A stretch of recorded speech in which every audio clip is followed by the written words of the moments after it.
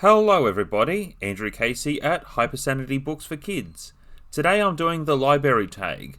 This one hasn't been requested by anyone specific, though I have seen a couple booktubers that I do follow, and I think this is a good one to do.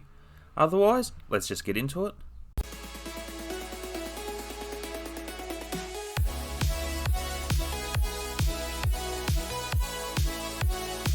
Question 1. How often do you go to the library? I believe I would go every 2 months to the library. Borrowing period is 3 weeks. I also will drop the books inside because the big box scanner thing outside does not work too well. Therefore, it really depends, but I say every 2 months.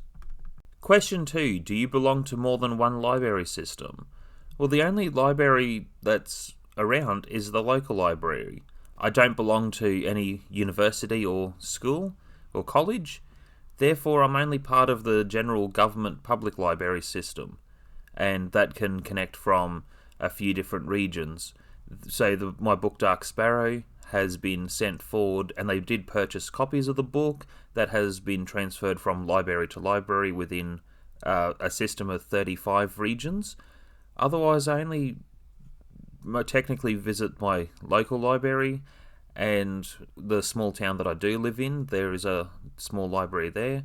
Also, when I have travelled to some other regions for various things, I do drop into the library from time to time for various reasons. Sometimes it's connecting with other authors or other book enthusiasts.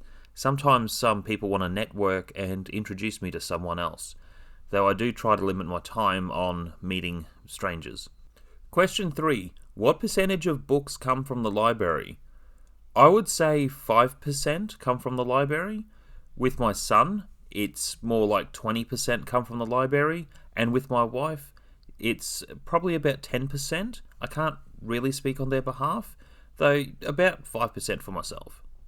Question 4. Do you listen to audiobooks?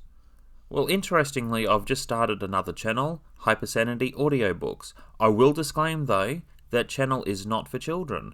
There are some books that I have reviewed that are perfect for the family audience, such as A Christmas Carol. I haven't done a video on that yet, though something like the Ghostbusters novelisation, not for children. Highly inappropriate. Though Ghostbusters 2 was a fantastic audiobook. I do listen to certain audiobooks, and there are some types of genres, especially game-lit fantasy books, that are more interesting with a narrator listening to an audiobook. So yeah, I think there is a different field, or I guess a market for audiobooks. I don't always agree with audiobooks for classing it as a book you've read as well, because you use different parts of your brain to read. I think reading is important, though I will say as well, some audiobooks are fantastic as a good listen. Tell me if Tiny Tim will live. I see a vacant seat in the poor chimney corner, and a crutch without an owner carefully preserved. If these shadows remain unaltered by the future, the child will die. None other of my race will find him here. What then? If he be like to die, he had better do it, and decrease the surplus population.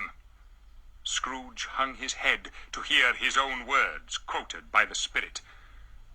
Man, if man you be in heart, not adamant, forbear that wicked cant until you have discovered what the surplus is and where it is.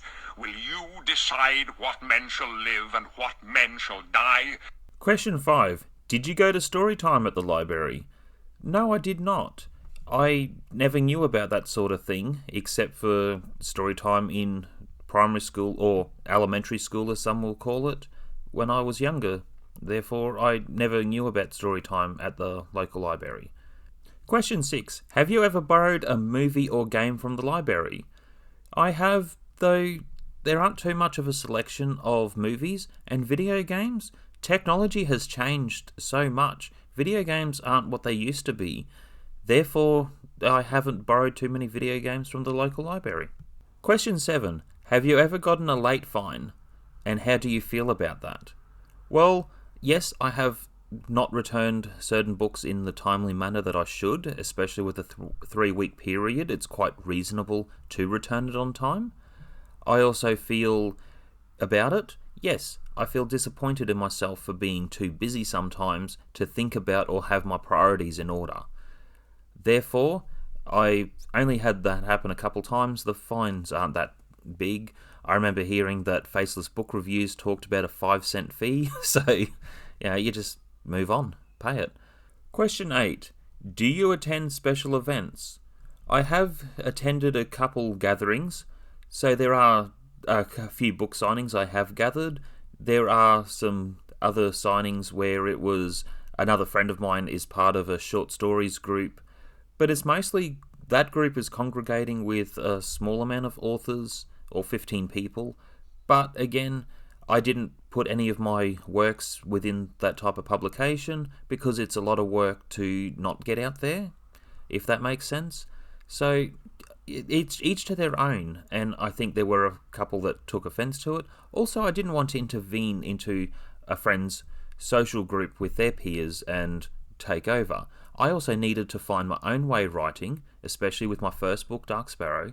I needed my own space to go through whatever it was I needed to without so many ideas to overcomplicate a already complicated, difficult story. There are other works that I am looking at that are going to be a lot simpler, but still a good, deep, meaningful story. But within certain events, I am more than open to going. Question 9. Have you taken a book from a free library? I actually found a free library. I have seen Faceless Book Reviews do videos on this, and I finally found one. It's the showgrounds, or what they call the showgrounds, where there's sometimes a carnival or different events, and this is a fair way out of town, to a place called the Caves. And there was a fridge and a microwave for the kids' free library. Oh my gosh, it looks dodgy. I didn't feel comfortable in borrowing a book because, for one, I don't live within the neighbourhood to drop one off, and secondly, it just feels like it's wrong to take a book out of the library. I felt like leaving a donation. So yes, I have actually found a free library, but no, I will not borrow a book yet. Question 10. Does your library know you by name? Well, this is an annoying point. Yes, the library know that I wrote Dark Sparrow. They also know that I've got some other publications in the works and coming out soon. For adult audience, I am working on a children's book. I've only briefly announced that because I'm still going through some basics with my wife with this book, so I'm not announcing anything major yet. With my library, I do get frustrated because I am known as Gordon's friend. So my university professor has an extremely good reputation, and I'm known as his protege, or his Padawan, his Robin to his Batman. And it is frustrating because a lot actually don't know me by name, they know me as Gordon's friend. However, I do have some other fans that I have met at book signings and other gatherings. I have also been introduced with other libraries that are outside of the main city that I live in, where I have met some interesting people and some good people. I also do try to limit the amount of time that I give to people that I haven't met before, because I am busy and there is only so much that I can do, let alone I can't take on everyone's projects to try to help them, and sometimes that has become a bit personal.